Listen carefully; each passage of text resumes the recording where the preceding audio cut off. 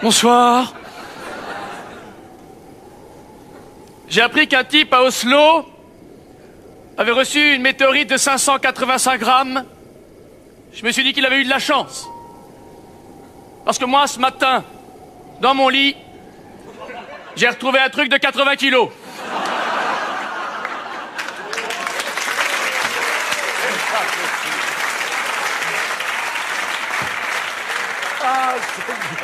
L'invasion extraterrestre a commencé.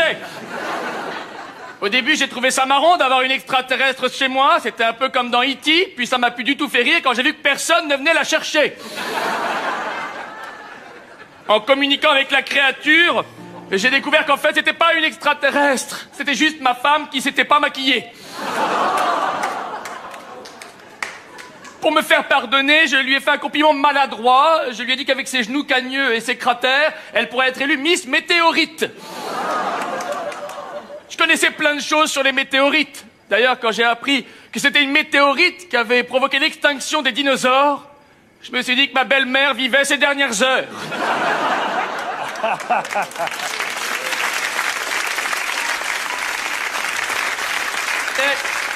Avec tout ce que je sais, j'ai créé un centre d'appel pour informer les gens de tout ce qui se passe dans l'espace, voilà.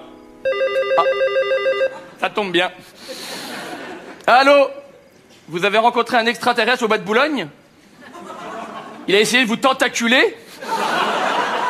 Ça vient pas de là-haut, ça vient de Rio de Janeiro. Allô? Oui, pour sauver la planète, il y a de plus en plus de personnalités qui deviennent écolos. Il y a même Whitney Houston qui vient de rejoindre les Verts.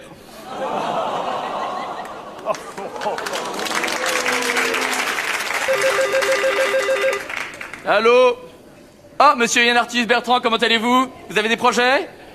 Vous avez prévu d'écrire un livre posthume après votre mort? Ça va s'appeler comment? La Terre vue du dessous? Ça n'arrête pas de sonner. J'ai même reçu un coup de fil de Nicolas Hulot.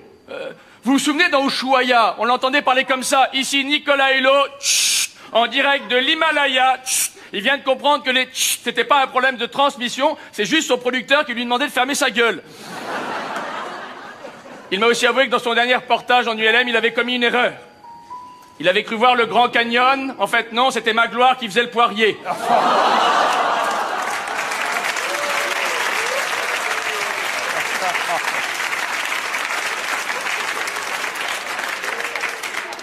Je lui ai parlé des problèmes de météorites pour la planète. Il a dit que les principaux problèmes ne venaient pas d'en haut, ils venaient d'en bas. Et il a raison. Comme le dit la célèbre phrase, la Terre ne nous appartient pas, nous l'empruntons à nos enfants.